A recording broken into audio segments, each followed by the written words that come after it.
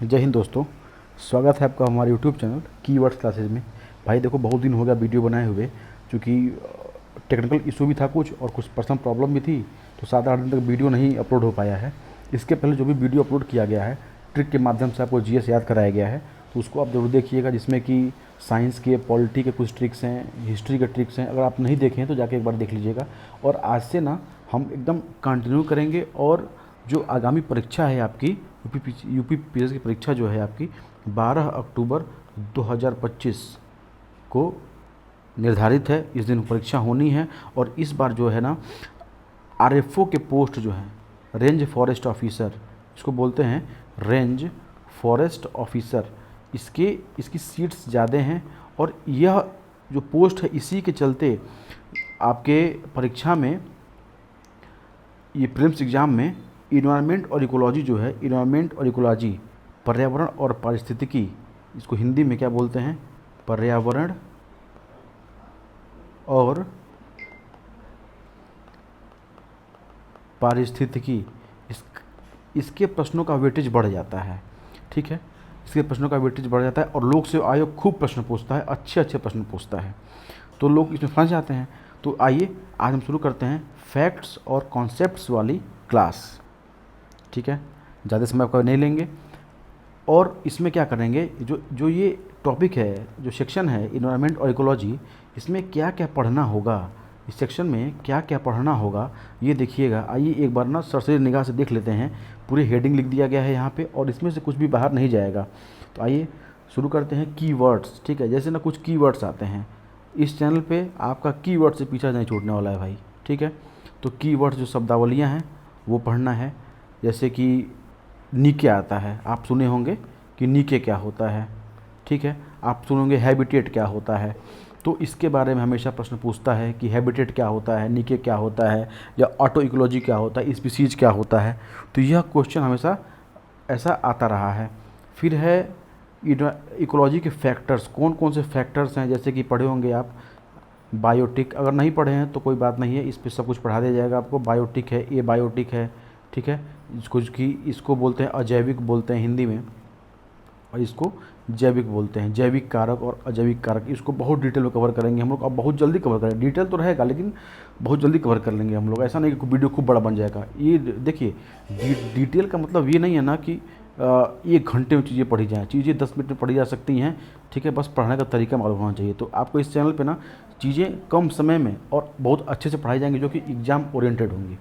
फिर है next, food chain पढ़ना है, कीवर्ड्स पढ़ना है, फैक्टर्स पढ़ना है, फूड चेन पढ़ना है, फूड वेब पढ़ना है, खाद्य जाल और खाद्य श्रृंखला पढ़नी है। ट्रॉफिक लेवल जो है T1, T2, T4, पोषण स्तर बोलते हैं, ये भी पढ़ना है। उसी में हमको पढ़ना है लॉ ऑफ 10% एनर्जी, या इसको बोलते हैं लिंडमान का नियम बोलते हैं। ठीक है, इसको भी पढ़ना है। इससे क्वेश्चन हमेशा आता है। बहुत अच्छा टॉपिक है ये, बहुत सब इसमें जितने टॉपिक है ना, बहुत इंटरेस्टिंग है ये। फिर है बायो एक्यूमुलेशन, जैव संग्रहण, इसको भी पढ़ेंगे।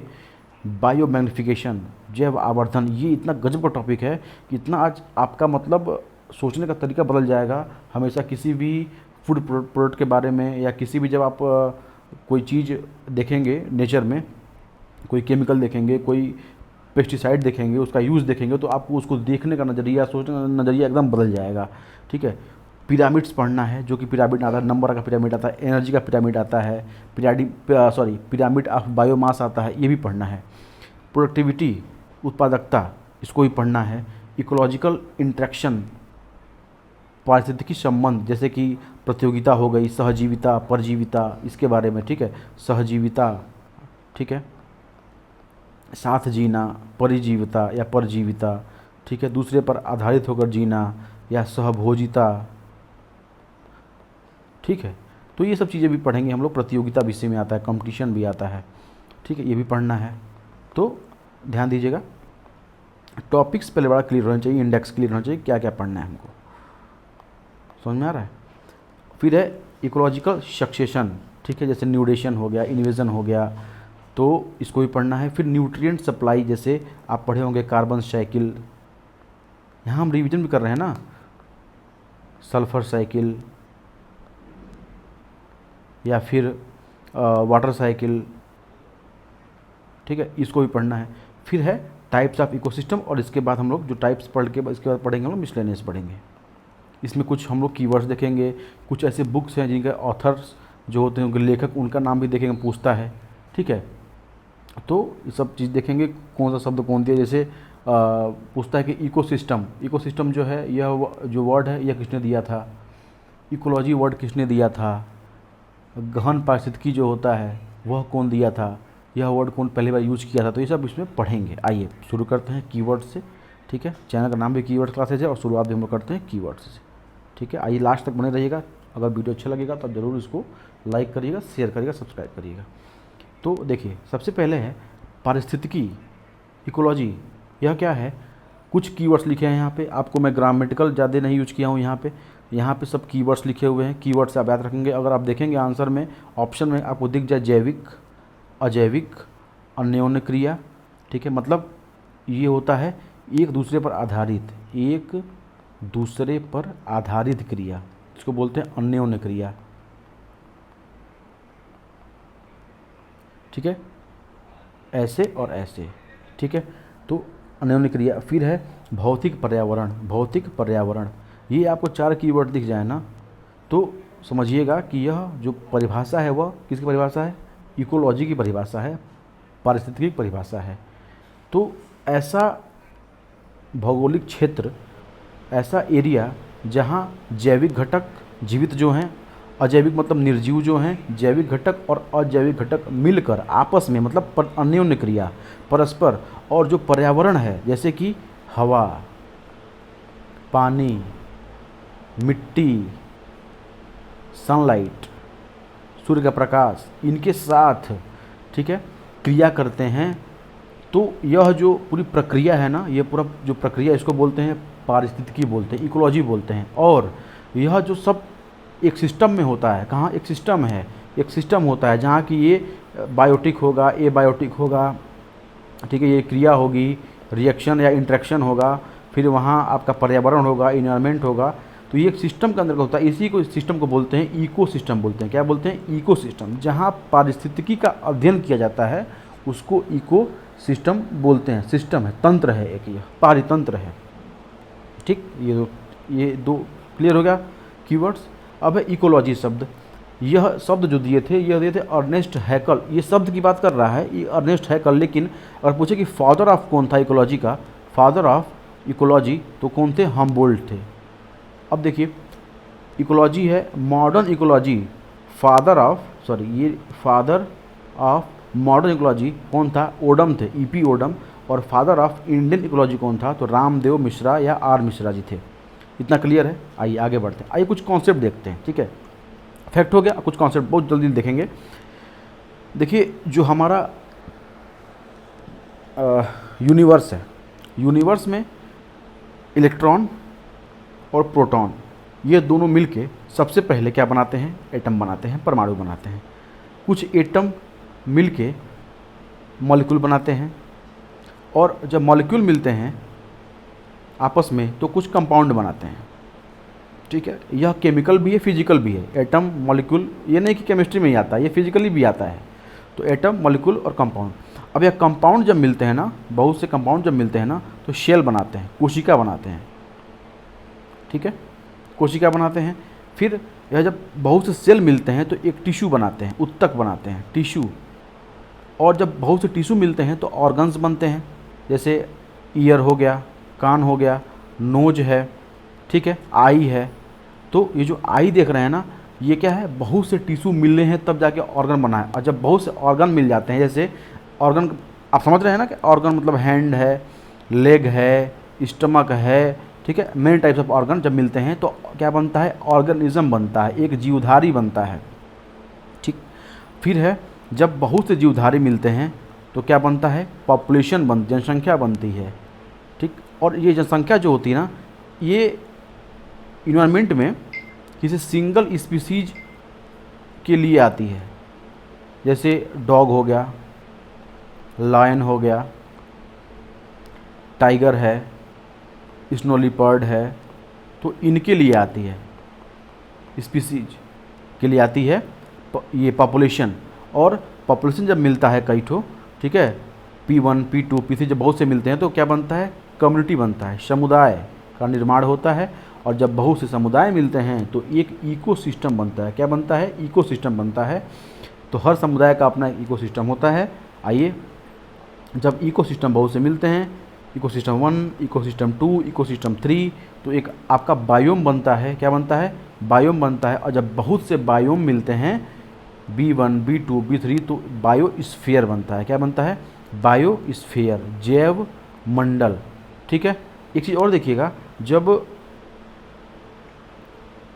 हाइड्रोस्फीयर, क्या हाइड्रोस्फीयर मतलब जल मंडल, और स्थल मंडल, ठीक है, इसको बोलते हैं लिथोस्फीयर। क्या बोलते हैं, लिथोस्फीयर बोलते हैं। और ये है हाइड्रोस्फीयर, और ये है वायुमंडल। क्या है, वायुमंडल मतलब एटमॉस्फियर। भाई थोड़ा स्पीड तेज है बोलने की, क्षमा करिएगा। तो जब ये जहाँ तीनों मिलते हैं, जहाँ तीनों कट करते हैं, इसी को बोलते हैं बायोस्फीयर। क्या बोलते हैं, बायोस्फीयर। देखो, बायो मतलब क्या होता है, जीवन, जीव होता है या जैव होता है। तो जीवन वहीं संभव होगा जहाँ स्थल होगा, लिथोस्फीयर होगा, जलमंडल जब पानी होगा, और हवा होगी। ये वहीं क्या करेगा, एग्जिस्ट कर पाएगा। समझ में आ गया, ये छोटा सा कॉन्सेप्ट था। आप देख लीजिएगा कि इलेक्ट्रॉन प्रोटॉन मिले तो एटम बना, एटम से मॉलिक्यूल बना, मॉलिक्यूल से कंपाउंड बना, कंपाउंड से सेल बना, सेल से टिश्यू बना, टिश्यू से ऑर्गन बना, ऑर्गन से ऑर्गेनिज्म बना, ऑर्गेनिज्म मिले तो पॉपुलेशन बना, पॉपुलेशन से कम्युनिटी बना, और कम्युनिटी से इकोसिस्टम बना है। इकोसिस्टम मिला तो बायोम बना, और बायोम मिला तो बायोस्फीयर बना, जैव मंडल बना। नेक्स्ट कीवर्ड क्या है, स्पीसीज क्या होती है, ये बहुत ध्यान से देखना।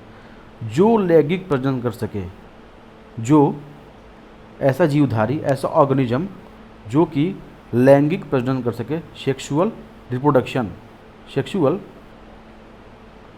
रिप्रोडक्शन कर सके, और जो इसकी संतान उत्पन्न होगी, जो आगे इसकी स्पीसीज आएगी, ठीक है, जिसका जन्म होगा, वो अभी लैंगिक रूप से क्या हो, सक्षम हो, वो अभी लैंगिक प्रजनन कर सके। तो जो प्रजाति है वो भी करे, जो ऑर्गेनिज्म है वो भी, उसकी जो संतान है वो भी करे, तभी कहलाएगी कि यह प्रजाति है। मान लीजिए कोई प्रजाति है ए, ठीक है, यह किसी से मिला और इसका रिप्रोडक्शन हुआ, तो इसका कोई इसने किसी को जन्म दिया, किसी जीवधारी को, मान लो ए डैश, लेकिन यह क्या है, यह सेक्सुअली इनएक्टिव है, तो यह प्रजाति नहीं कही जाएगी। ठीक है, समझ में आ गया होगा आपको। हैबिटेट क्या होता है, अगर आपको वीडियो अच्छा लगेगा जरूर एक बार शेयर करिएगा। ठीक है, हैबिटेट क्या होता है, यह प्रजातियों का पता है, कहाँ रहते हैं, घर कहाँ है इनका। ठीक है, टाइगर कहाँ रहते हैं, जैसे टाइगर रिजर्व बनाए गए तो आप वहाँ जाएंगे तो टाइगर मिल जाएंगे आपको। ठीक है, और ऐसे ही आपको ये जो शेर हैं, जो लायन हैं, इनका जो आवास है आपका वो गिर नेशनल पार्क है गुजरात में, मैक्सिमम यहाँ पाए जाते हैं शेर, तो इनका पता यह है। तो ये हैबिटेट क्या होता है, आवास होता है, एड्रेस होता है। ठीक है, अब एक चीज़ और देखेंगे, नीके, देखिए नीके, इसको भी देखते हैं। नीके क्या होता है, फंक्शनल एरिया ऑफ स्पीसीज, कोई स्पीसीज जहाँ काम करती है, खाना इकट्ठा करना हुआ, या अपने स्पीसीज जो और भी उनसे इंटरेक्शन करना हुआ, तो जहाँ ये काम करती है ना, ये इसका ऑफिस होता है। नीचे क्या होता है, ऑफिस होता है, कार्यात्मक इकाई होती है, और यह क्या होता है, घर होता है। हैबिटेट क्या है, होम है, और यह ऑफिस है। ठीक है, फिर नेक्स्ट है की स्टोन प्रजाति। यह क्या है, अगर यह हट जाए ना, की स्टोन, जैसे लायन है, लायन, टाइगर है, ये सब की स्टोन प्रजाति हैं, लीपर्ड है, अगर ये ख़त्म हो जाए, इनकी संख्या कम हो जाए, तो इन्वायरमेंट पे बहुत बुरा प्रभाव पड़ेगा, और फूड चेन जो डिस्टर्ब हो जाएगा। और जब फूड चेन डिस्टर्ब हो जाएगा तो इन्वायरमेंट ही डिस्टर्ब हो जाएगा पूरा। सरकार पूरा प्रयास कर रही है कि इन्वायरमेंट को बचाया जाए, विभिन्न योजनाएं ला रही है। ठीक है, नए नए नेशनल पार्क बना रही है, टाइगर रिजर्व बना रही है, ताकि जो भी स्पीसीज है वो अब बची रहें। अब तक खत्म हुई ठीक है, लेकिन अब बची रहें, रिप्रोडक्शन करें, और आगे इनकी जनसंख्या में बढ़ोतरी हो। फिर है ऑटो इकोलॉजी, इसको बोलते हैं हिंदी में स्व पारिस्थितिकी, किसी विशेष प्रजाति का पारिस्थितिक अध्ययन। जैसे मान लो कि टाइगर का, ठीक है, इसके इन्वायरमेंट का, अकेले इसका टाइगर का क्या कर रहे हैं, तो ये क्या होगा, ऑटो इकोलॉजी हो जाएगा। The ecological study of particular species, किसी सिंगल स्पीसीज का क्या करना, इकोलॉजिकल स्टडी करना। एक चीज़ देखिए, एक फैक्ट बहुत इंपॉर्टेंट है, niche of species 1 not equal to does not equal to niche of S2 species 2। दो प्रजातियां हैं, उनका जो नीके है ऑफिस सेम नहीं हो सकता है, ठीक है। आप एक ही ऑफिस में एक ही काम के लिए दो लोग नहीं रह सकते हैं, ठीक है ना। ये अपनी सोसाइटी में भी आता है। लेकिन अगर यदि नीके ऑफ स्पीसीज 1 अगर बराबर हो गया तो क्या होगा, कंपटीशन बढ़ेगा, प्रतियोगिता बढ़ेगी। और जब प्रतियोगिता बढ़ेगी तो उसमें से कोई एक ख़त्म हो जाएगा, जो जिस पे हावी होगा, ठीक है, वह ख़त्म हो जाएगा। और जब ये ख़त्म हो जाएगा तो इसी को बोलते हैं द सर्वाइवल ऑफ फिटेस्ट। जो फिट बैठा वो सर्वाइव किया, जो अनफिट था वो डिस्प्लेस हो गया, ठीक है। फिर है एडेप्टेशन, अनुकूलन। प्रजाति को सर्वाइव करने के लिए आवश्यक जो मानदंड है, स्टैंडर्ड है, ठीक है, वो है अनुकूलन है, ठीक है। आप ही कहीं जाएंगे अगर, और मान लीजिए आप अभी उत्तर प्रदेश में हैं, आपको अचानक भेज दिया जाए जम्मू कश्मीर में, ठीक है, इसी कंडीशन में, तो आप वहाँ की जो क्लाइमेट है, वहाँ का जो मौसम है, उसको अडाप्ट नहीं कर पाएंगे आप, समझ रहे हैं। आपको नॉर्थ पोल पे भेज दिया तो भी आप वहाँ पे जाके अडाप्ट नहीं कर पाएंगे, ठीक है। जो अडाप्ट करेगा वही सर्वाइव करेगा, समझ रहे हैं ना। तो प्रजाति को सर्वाइव करने के लिए कुछ मानदंड दिए जाते हैं या प्रकृति उनको देती है। जैसे कि कोई ऐसा प्रजाति से हाथी ले लीजिए, एलिफेंट ले लीजिए, एलिफेंट उसके बड़े बड़े कान होते हैं, कान बहुत बड़े बड़े होते हैं एलिफेंट के, ठीक है। तो वो उसके एडेप्टेशन के लिए बहुत इंपॉर्टेंट है, समझ रहे हैं। भालू होता है, पोलर बियर जो होता है, ध्रुवीय भालू जो होता है, उसके शरीर पे बहुत बाल होते हैं। वह बाल उसको अंदरूनी गर्माहट प्रदान करता है, और जब गर्माहट मिलती है तो वह सर्वाइव कर लेता है। बहुत ठंडा माइनस टेम्परेचर है तो भी सर्वाइव कर लेगा। तो यह क्या है, एडेप्टेशन है ये, ठीक, समझ गए होंगे आप। इवोल्यूशन क्या होता है, विकास होता है। नए प्रजाति की उत्पत्ति के लिए आवश्यक है, कोई नई प्रजाति की उत्पत्ति हो रही है, उसके लिए यह इवोल्यूशन बहुत इंपॉर्टेंट है, ठीक। फिर स्पेसिएशन क्या होता है, प्रजातिकरण। तो जब आप इवोल्यूशन करेंगे एक नई प्रजाति जन्म लेगी, उसी को बोलते हैं प्रजातिकरण। नया प्रजाति आ गया, नए प्रजातियों का उद्भव होता है इसमें। और टूल कौन सा यूज होता है, वह होता है इवोल्यूशन के द्वारा ही स्पेसिएशन होता है। एक है एक्सटिंक्शन, विलुप्तिकरण। इसका रिजल्ट क्या होता है, कारण क्या होता है, कब कोई स्पीसीज विलुप्त हो जाएगा, जब कोई पर्यावरणीय परिवर्तन हो जाए, इन्वायरमेंटल चेंज हो जाए, या कोई बायोलॉजिकल कंपटीशन हो जाए। जैसे कि नीके सेम हो गया तो जो सर्वाइव करेगा, जो फिट बैठा वो सर्वाइव किया, तो जो नहीं फिट बैठा वो एक्सटिंक्ट हो गया। जैसे कि डोडो पक्षी, डायनासोर, ठीक है, जो भी है, ये आपके क्या हो गए, एक्सटिंक्ट हो गए, ये सर्वाइव नहीं कर पाए। जब वो थे तो उसका कुछ पर्यावरण अलग था, अनुकूलन अलग था। जो नया पर्यावरण आया, क्लाइमेट चेंज हुआ तो नहीं अडेप्ट कर पाए तो ख़त्म हो गए, ठीक है, ये एक्सटिंक्शन। फिर है पॉपुलेशन, अभी हम लोग देखें जीवधारियों का समूहन, ठीक है, ग्रुप ऑफ ऑर्गेनिज्म।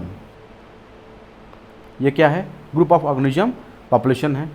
कम्युनिटी क्या है, विभिन्न प्रकार के जीवधारियों का समूहन जो होता है, या पॉपुलेशन, ठीक है। मतलब ऑर्गेनिज्म 1, ऑर्गेनिज्म 2, ऑर्गेनिज्म 3, ठीक है, ये क्या होगा, कम्युनिटी होगा। यहाँ पे जो ऑर्गेनिज्म होगा, ये क्या होगा, ये सेम स्पीसीज बोले ना, अभी बताएं आपको ऊपर हम, ये सेम स्पीसीज का होगा। जैसे डॉग है तो डॉग का ही, या लायन है तो लायन का ही। तो ये एक ऑर्गेनिज्म है, या दो, जब ये दोनों मिल जाएंगे तो क्या बन जाएगा, कम्युनिटी बन जाएगा। क्या बन जाएगा, कम्युनिटी बन जाएगा। फिर है कैरिंग कैपेसिटी, वहन क्षमता।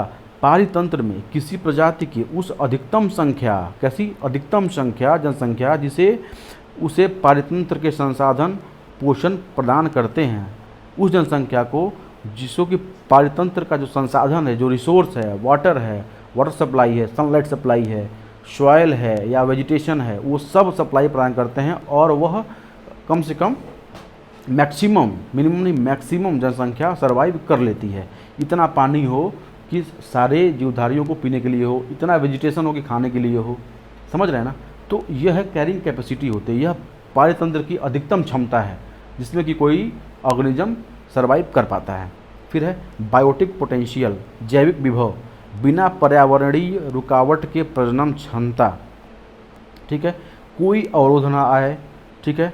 तो बिना अवरोध के कितना आप प्रजनन कर ले रहे हैं, कितना कोई जीवधारी प्रजनन कर ले रहा है, ठीक है, वही होता है बायोटिक पोटेंशियल।